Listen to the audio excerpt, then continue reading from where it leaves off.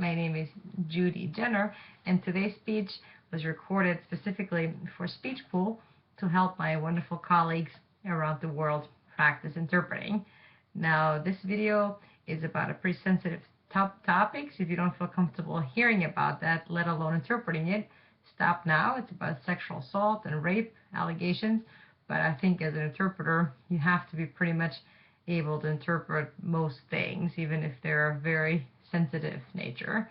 Just that's an aside. But it contains some specific language that has to do with the criminal justice system, but shouldn't be too terribly difficult. So the actual speech will start in 3 seconds. Ladies and gentlemen, I've been thinking, especially this year, I've been thinking a lot about violence against women. I've been reading a lot about violence against women and some of the trends that happen in certain countries, such as India, for example, are incredibly disturbing, of rapes, mass rapes, including helpless females, especially the one that occurred this year with the student who was on a bus and was raped by multiple men and ended up dying as a result of her injuries. It's absolutely disturbing, and occasionally makes me want to lose faith in the goodness of humanity, and especially of men. But I try not to despair and try to think, obviously, the vast majority of sexual encounters in this world are of a consensual and positive nature. But I think women, especially in developing countries, are still at huge risks of being exploited, abused, sexually abused, trafficked, and so on.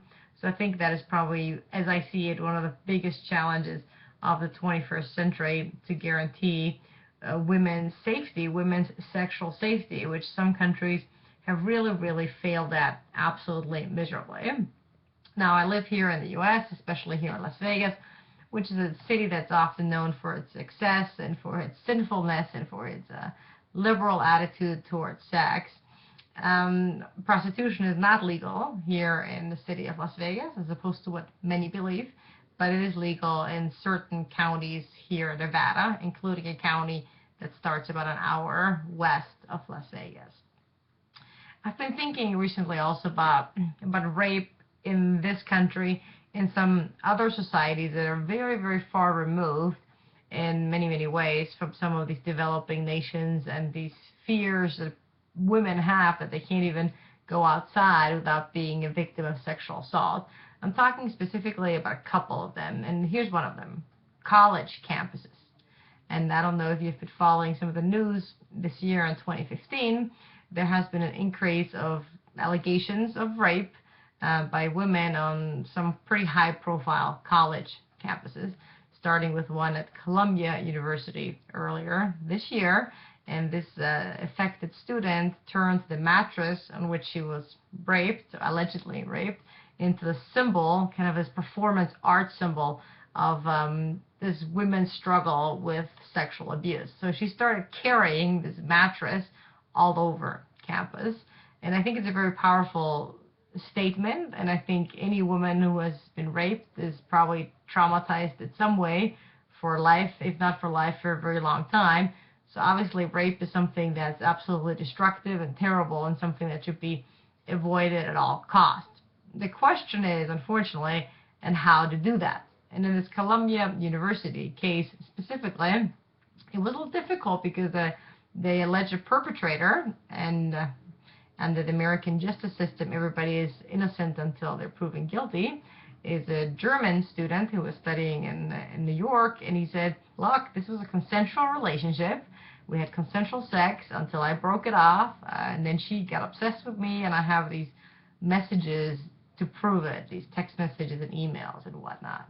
So as is often the case in rape cases, it's really a she said, he said situation. There's usually very little, if any, physical evidence, unless a woman goes through the repeated trauma and highly uncomfortable experience of getting a rape kit, meaning that she reports to a hospital to have some semen collected to prove rape. But of course that doesn't necessarily prove rape, it just proves that there were some sort of sexual relations with a guy whose semen is inside you, but it doesn't mean that necessarily it wasn't consensual. That's really the problem. Again, it comes down to very little evidence of a crime actually having occurred. So a lot of these cases are either not prosecuted correctly, or they're over prosecuted by super zealous DAs who love having high conviction rates for rape. And again, in general, I think it's very good that we try to ensure women's rights and try to really prosecute perpetrators to the fullest extent of the law. But sometimes I think we get a little overzealous. And I don't really know what the solution to this problem is, but what some universities have started doing is that they have started really kind of regulating sex on college campuses. For those of you who are in college now, and of course I was in college a while ago, it is a bit strange to start reading these codes of sexual conduct. And some of these codes have gone so far as to require the man or the woman, whoever the party is, to request consent at every step of the way. So for example, can I touch you here? Can I take your shirt off? Can I move your skirt up? And all that. And while I think consent is absolutely crucial for any sort of sexual encounter, it should happen between two consenting adults. However, adults is defined in a society, a given society. But at some point it gets a little bit ridiculous and a little bit comical. It kind of takes the whole passion and the spontaneity out of things, right? Like, I couldn't have imagined being in college and having to have this step-by-step list of consent.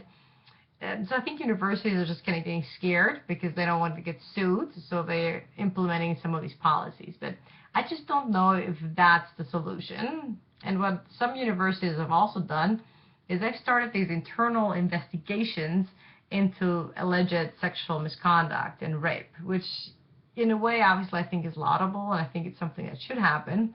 On the other hand, the university is not an institution that investigates crimes, right? If a crime has really occurred, the police should be investigating that, and I think it puts universities in some really tough spots, that they're acting as both jury and executioner, then, because as a result they may suspend the student or take the student's degree away from him or from her.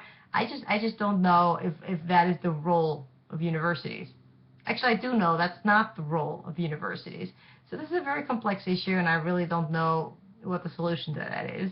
Stanford University also had a similar situation earlier this year between one of its alumni, a very successful Silicon Valley entrepreneur who was mentoring a young technology student at Stanford. He was male, she's female.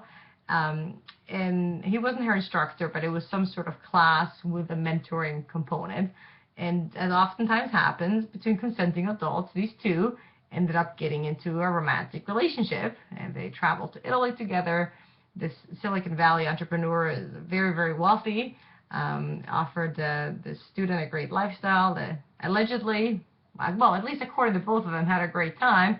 At some point, the relationship ended, and then the mentee, the student, claimed that she was raped and held as a sex slave by him in Silicon Valley outside of San Francisco, which of course is entirely possible.